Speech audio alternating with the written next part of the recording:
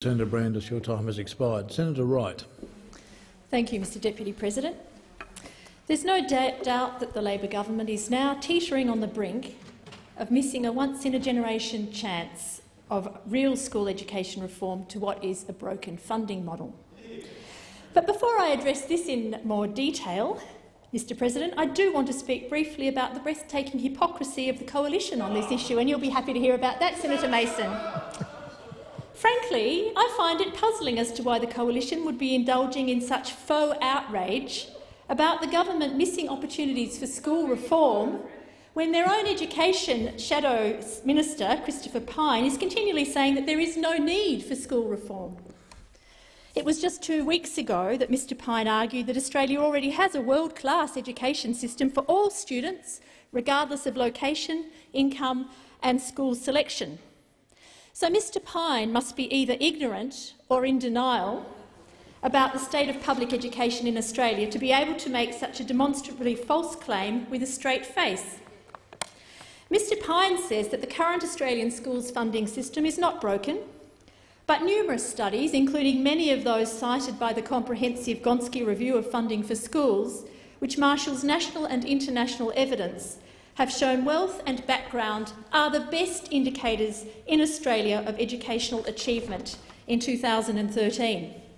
So how can Mr Pyne possibly call that a satisfactory system?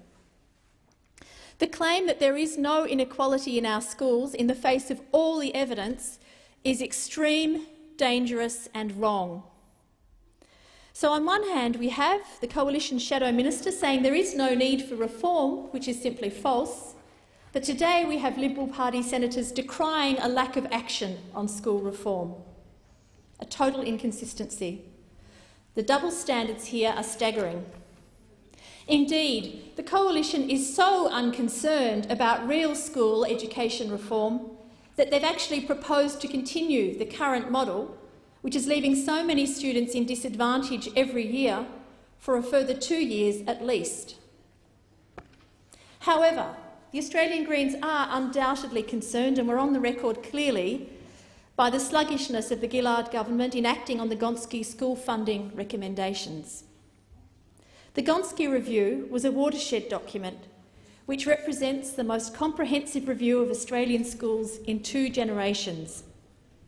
But we've been waiting for action on Gonski for over a year now, and the government is leaving its run perilously late.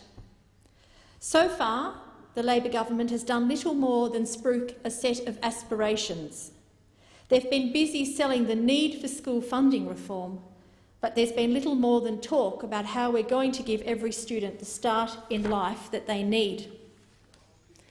Unfortunately, the inaction on the recommendations from this review is now seriously risking the chance of real reform in the life of this parliament. It's risking a once-in-a-generation opportunity to fix chronic underfunding of public schools.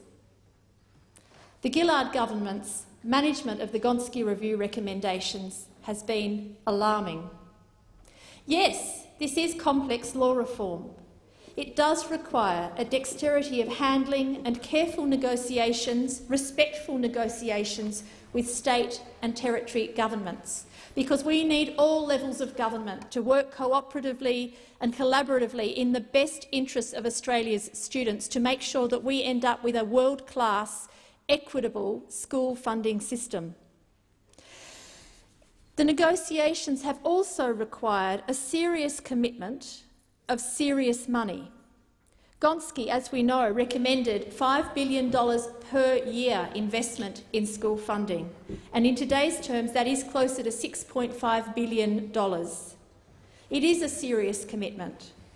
So we needed to see a Prime Minister who was embarking on a crusade for better education, a determination to make the strong decisions necessary to fund this serious commitment. But instead, since February last year, we've seen mismanagement that has alienated state governments and put at risk the biggest chance Australia has had in decades to fix a failed school funding scheme and to make an investment in our children, in our future. Rather than working together with the states, momentum for these crucial reforms has been lost as one by one state education ministers have come out after being continually kept in the dark on funding contributions. Many now are threatening to pull out, as we've heard in the past few weeks. There is no room for losing this opportunity. We must be acting cooperatively and responsibly in the greater national interest. There is nothing more important in a country than educating the citizens of the future.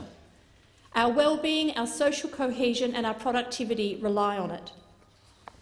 The Gonski review clearly indicates the areas in which Australia's schooling regime is failing, pointing to declining levels of achievement internationally and the pronounced inequity which is a characteristic of our system in 2013.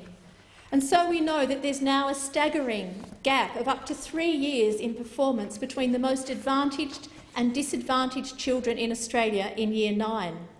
This is not related to their inherent ability, it is related to the opportunity they have when they walk through the door of the school they attend. We simply cannot ignore this as a nation. This is not something that we can afford to put off to a later date. Other indications of disadvantage are a growing body of evidence that the composition of a school's population has a significant impact on the outcomes achieved by all students at the school, so that concentrations of disadvantage accentuate underperformance, even for those children who come from a more advantaged background. The evidence that schools with high concentrations of disadvantaged students tend to have less material and social resources, more behavioural problems, less experienced teachers, lower student and family aspirations, less positive relationships between teachers and students, less homework and a less rigorous curriculum. Has Mr Pine been visiting these schools? Over 80% of the students who did not reach the level required for proficiency to participate in society in reading and mathematics are in government schools. In relation to reading literacy, the gap between students from the highest and lowest economic, social and cultural status quartiles was approximately 3 years of schooling. And the average performance of Australian students from the lowest quartile is significantly lower than the OECD average. Of the little detail we have heard from the Gillard government, any funding to fix our schools will be well short of the $6.5 billion cash injection the Gonski review showed we needed to start helping these children. The Gillard's government's plan to back-end the lion's share of the funding until 2019 is just not good enough, particularly for those disadvantaged students. Whole cohorts will finish primary school or finish high school before this government will begin fixing the problems we know are there. But, Mr President, the Australian Greens are not just here to lament the government's handling of the matter so far, or even the parlous state of this debate today. We have a solution for how we can get on with Gonski without any delay, and we must not miss this opportunity. Real school funding reform would see a system where differences in educational outcomes are not the result of differences in wealth, income, power or possessions. Opposition Leader Tony Abbott and Shadow Spokesperson Christopher Pyne's coalition do not believe these reforms are needed, despite all evidence to the contrary. The Labor government may believe in the need, but has so far failed to provide a detailed funded plan for reform.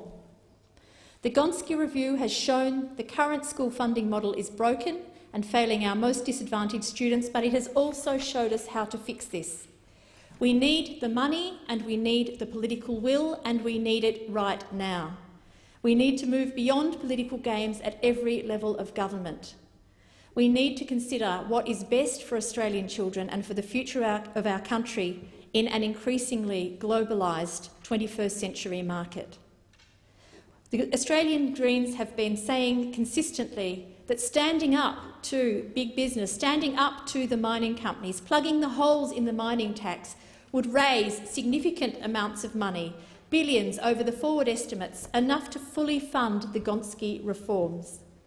So far, Mr Deputy President, the Australian Greens are the only party prepared to stand up to the big mining companies to find the money we need to give our children a world-class education. We will all benefit from that, not just the haves but the whole society. Failing our citizens of the future will impoverish us all.